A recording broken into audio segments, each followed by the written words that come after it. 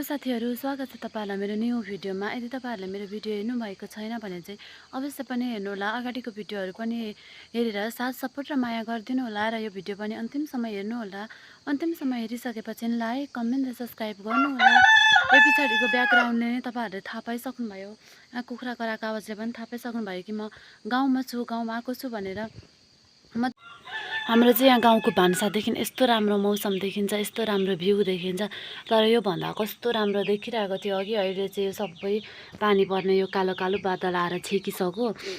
नत्र कस्तो राम्रो देखिन्छ। यतातिर कस्तो राम्रो थियो, सबै त कालो बादल आएर बसिसक्यो। अनि तपाईहरु सबैजनाले मेरो भिडियो हेर्ने मान्छेहरूले चाहिँ मेरो गाउँको भिडियो तपाईहरुलाई मनपर्छ कि सहरको भिडियो मनपर्छ?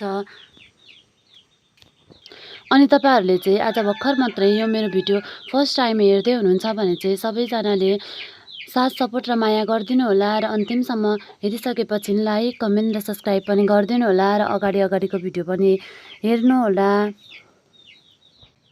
मैले यो अहिले बनाइरहेको भिडियो हाल्न चाहिँ अलिक ढिलो हुन्छ होला, किनकि हाम्रो यहाँ घरमा नेट छैन नि त। नेट नभएपछि डाटाबाट गर्दाखेरि यहाँनिर डाटा पनि खासै त्यत्रो मजाले चल्दैन अनि अपलोड हुन कति धेरै टाइम लाग्छ अनि डाटाले पुग्दैन, डाटा तानेर सकिँदैन अनि अलिक धेरै ढिलो हुन्छ होला। तर पनि सबैजनाले हेरेर माया गरिदिनु होला, साथ सपोर्ट गरिदिनु होला। म चाहिँ अहिले यहाँ बिहानै तरकारी काट्दैछु, किनकि आज हाम्रो घरमा दिउँसो खेताला बोलाउनु भएको छ नि त मम्मीले। अनि भरे दिउँसो तरकारी पकाउन भ्याइँदैन, खाजा पकाउन भ्याइँदैन, अहिले बिहान पकाउने भन्नुभएको छ मम्मीले। अनि मैले चाहिँ यहाँ तरकारी काट्दैछु। अहिले चाहिँ मलाई चाहिँ मम्मीले यो फर्सीको गट्टा काटै भन्नुभएको छ, अनि यो फर्सीको गट्टा काट्दैछु म चाहिँ।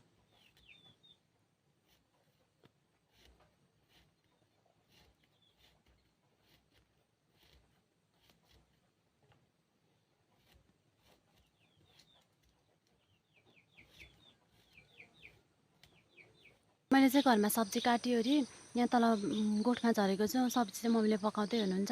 मैले चाहिँ यहाँ तल यहाँ गोरुहरूलाई घाँस हाल्न आएको छु। मैले गाईलाई त घाँस पनि हालिसकेँ, डोकोमा लिएर मैले घाँस पनि हालिसकेँ। अब मैले गोरुलाई घाँस हाल्नु बाँकी छ, गोरुलाई पनि घाँस लिएर हाल्छु अब म।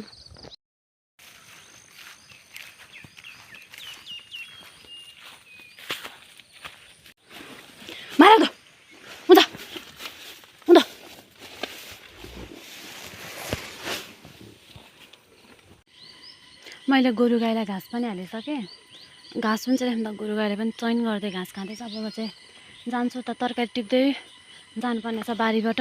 हेरौँ के पाउँछ त हाम्रो बारीमा।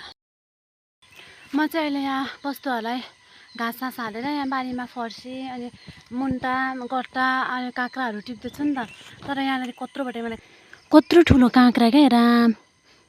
म यो हाइब्रिड होइन क्या, यो लोकल काँक्रा हो, तर कत्रो ठुलो भए फलेछ क्या। कत्रो वेट न वेट पनि छ।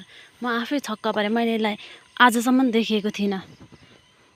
हाइब्रिड जस्तै क्या, यत्रो ठुलो लोकल काँक्रा पनि। एक हातले त म उचाल्न पनि सक्दिनँ राम। मैले चाहिँ यहाँ बारीमा यो काँक्रा, फर्सी, गट्टा, मुन्टाहरू टिप्नको लागि, बोडीहरू टिप्नको लागि यो डोको लिएर आएको छु। यो डोको भरिन्छ कि भरिँदैन ल। मैले चाहिँ बारीदेखि फर्सीको मुन्टा अनि गट्टा अनि फर्सी, काँक्रा, बोडीहरू टिपेर ल्याइसकेँ। अघि डोकोमा हुँदा चाहिँ मैले भिडियो बनाउन बिर्सेछु, एक डोको भएको थियो। अनि अहिले भर्खर याद आयो, अनि यो फर्सीको मुन्टा चाहिँ राख्नु लाग्दाखेरि अनि मैले त्यही भएर भिडियो बनाएको।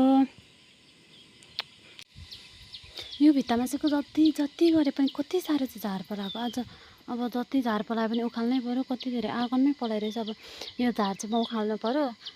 कहाँदेखि यो यस्तो इलामे पलाउन थाल्यो। अब यो झार उखाल्नु पऱ्यो, कति उखाल्छु यहाँ परदेखि यहाँसम्म। यता उँभो पनि टन्नै छ।